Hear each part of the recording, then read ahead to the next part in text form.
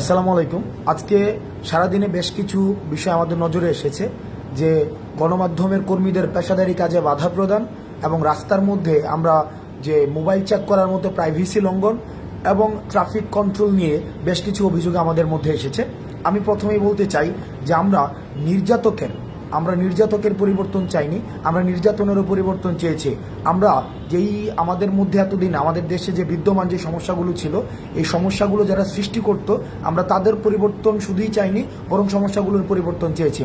ছাত্রলীগ যেভাবে আমাদের phone check করে দেখেছিল যে আন্দোলন সংশ্লিষ্ট কোনো ছবি আছে কিনা, এবং তারা আমাদের শিক্ষার্থীদের উপরে নির্যাতন করেছে ফোন চেক করার মধ্য দিয়ে, এবং সেটি প্রাইভেসি লঙ্ঘন হয়েছে, আমরা তখন সেই বিষয়টির প্রতিবাদ জানিয়েছি।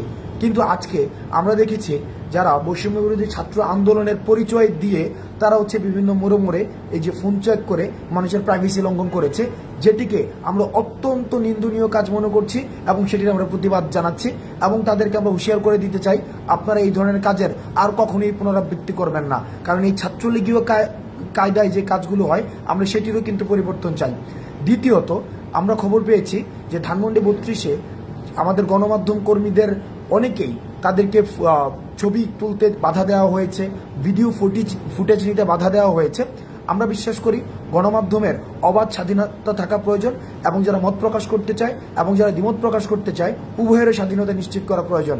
সেই জায়গা থেকে আজকে যারা ধানমন্ডি 32-এ যারা গণমাধ্যম কর্মীদেরকে তাদের পেশাদারি কাজ করতে দেননি, তাদের এই কাজের আমরা নিন্দা জানাই। গণমাধ্যম স্বাধীনতা নিশ্চিত করার জন্য আমরা ফেসিস্ট গভর্নমেন্টের সময় আমরা যেটি দেখেছি যে গণমাধ্যমকে স্বাধীনভাবে কাজ করতে দেয়নি, সেই কাজের পুনরাবৃত্তি আমরা এখন আর চাই না। গণমাধ্যমের স্বাধীনতা উন্মুক্ত করা হোক। তৃতীয়ত, আমরা ট্রাফিক কন্ট্রোলের যে বিষয়টি, সেই বিষয়টি নিয়ে আমাদের কিছু বিষয় আমাদের কাছে পর্যালোচনা এসেছে যে ঢাকার বিভিন্ন প্রান্তে স্বতঃস্ফূর্তভাবে শিক্ষার্থীরা ট্রাফিক কন্ট্রোলের কাজ করছে, সেটি অবশ্যই ইতিবাচক। কিন্তু 2 কিলোমিটার একটা রাস্তায় যদি 5 থেকে 6 বার সেখানে ট্রাফিক চেক করা হয়, সেটি মানুষের বিরক্তির পর্যায়ে পড়ে।